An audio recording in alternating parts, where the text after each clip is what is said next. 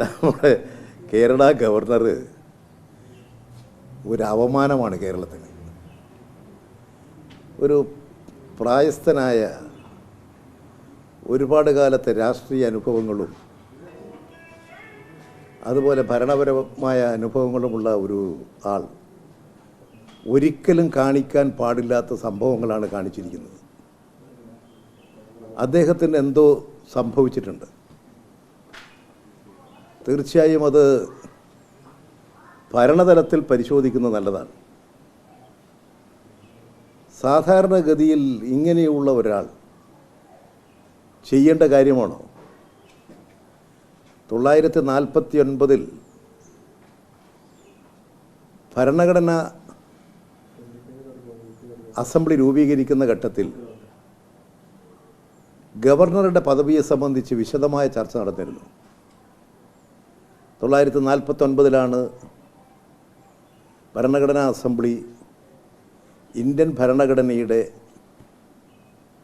രൂപം തയ്യാറാക്കി 50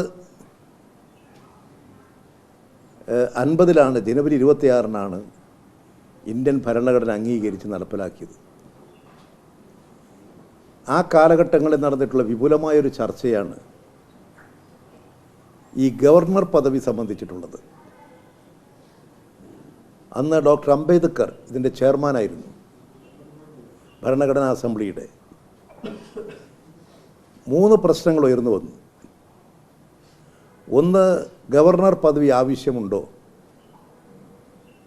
2, ഗവർണറെ തിരഞ്ഞെടുക്കപ്പെടേണ്ടതാണോ?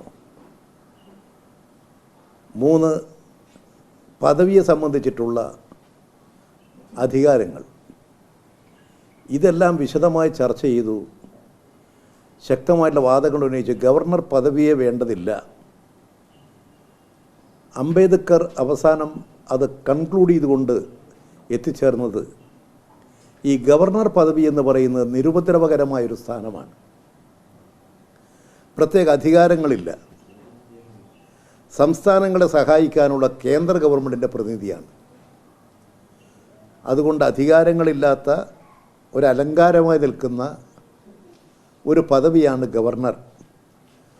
അതുകൊണ്ട് അത് തിരഞ്ഞെടുക്കപ്പെടേണ്ട, നോമിനേറ്റ് ചെയ്യപ്പെടുന്ന ആയി നിശ്ചയിക്കുക, അതങ്ങനെ അവിടെ നിൽക്കും.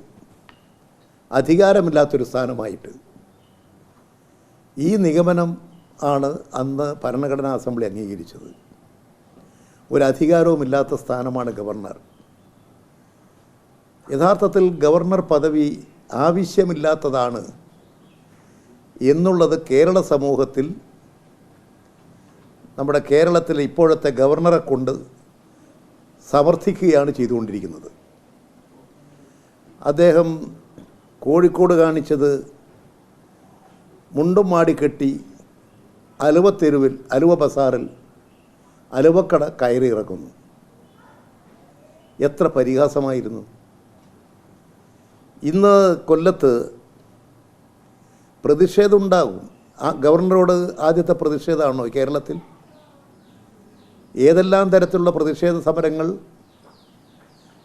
ഇന്നത്തെ ഭരണപക്ഷവും ഇന്നത്തെ പ്രതിപക്ഷവും ഇന്നത്തെ കേന്ദ്രത്തിലെ ഭരണപക്ഷവും എല്ലാം പ്രവർത്തിക്കുന്ന കാലഘട്ടങ്ങളിൽ ഏതെല്ലാം തരത്തിൽ ഗവർണർമാർക്കെതിരായി സമരം നടത്തിയിട്ടുണ്ട്. ഗവർണർമാർക്കെതിരായി മുദ്രാവാക്യം വിളിച്ചിട്ടുണ്ട്.